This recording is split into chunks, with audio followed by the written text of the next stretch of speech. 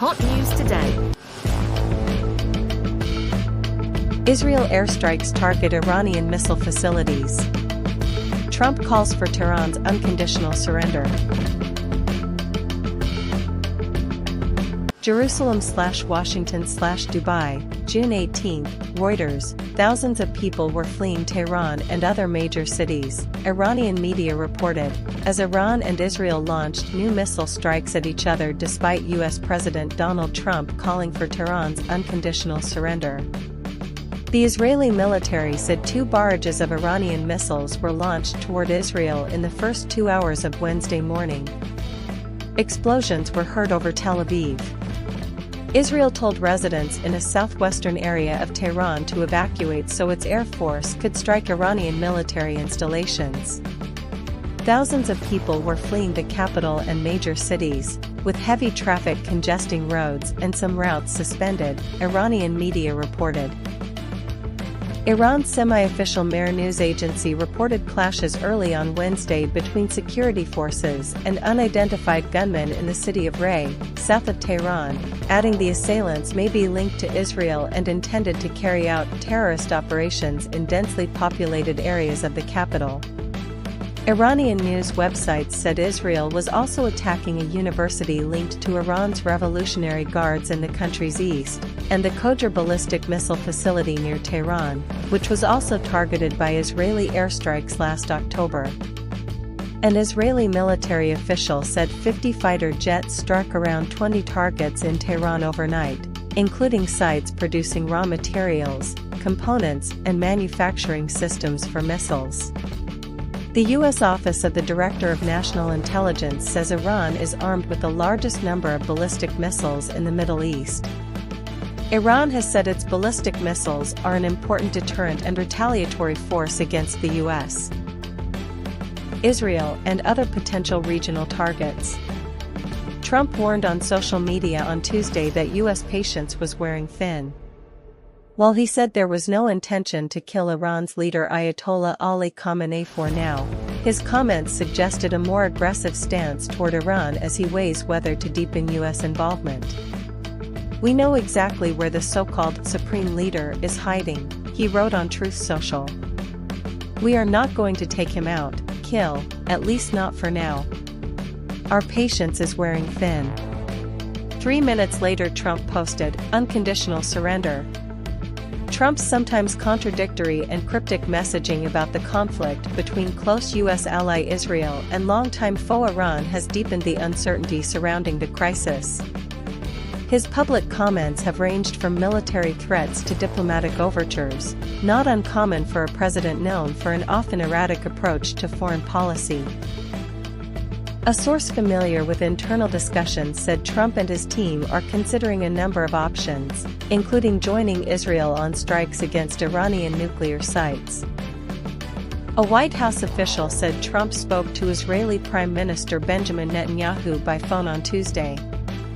Trump also met for 90 minutes with his National Security Council on Tuesday afternoon to discuss the conflict, a White House official said.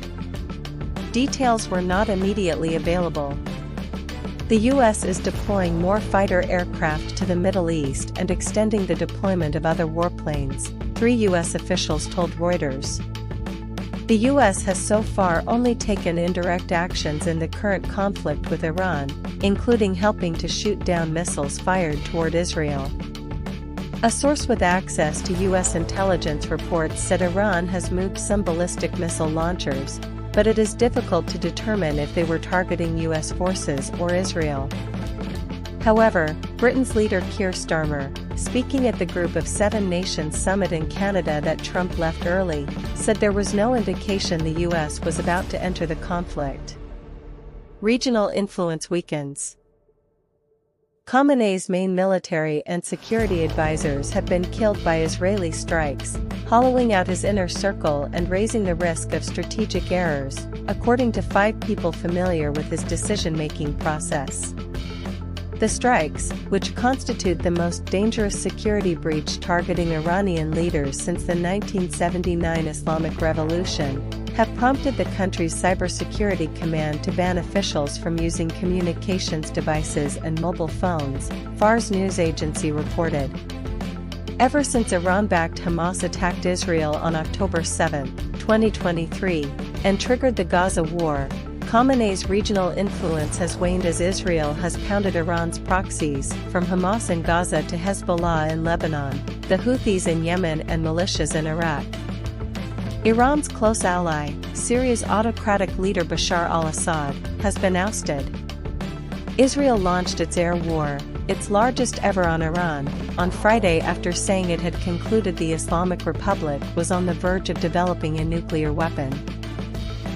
Iran denies seeking nuclear weapons and has pointed to its right to nuclear technology for peaceful purposes, including enrichment, as a party to the International Non-Proliferation Treaty. Israel, which is not a party to the NPT, is the only country in the Middle East believed to have nuclear weapons. Israel does not deny or confirm that. Netanyahu has stressed that he will not back down until Iran's nuclear development is disabled, while Trump says the Israeli assault could end if Iran agrees to strict curbs on enrichment. Before Israel's attack began, the 35-nation Board of Governors of the UN nuclear watchdog, the International Atomic Energy Agency, declared Iran in breach of its non-proliferation obligations for the first time in almost 20 years. The IAEA said on Tuesday an Israeli strike directly hit the underground enrichment halls at the Natanz facility. Israel says it now has control of Iranian airspace and intends to escalate the campaign in the coming days. But Israel will struggle to deal a knockout blow to deeply buried nuclear sites like Fordow, which is dug beneath a mountain, without the US joining the attack. Iranian officials have reported 224 deaths, mostly civilians, while Israel said 24 civilians had been killed. Residents of both countries have been evacuated or fled. Global oil markets are on high alert following strikes on sites including the world's biggest gas field, South Pars, shared by Iran and Qatar. Reporting by Reuters. Thank you for watching. See you tomorrow.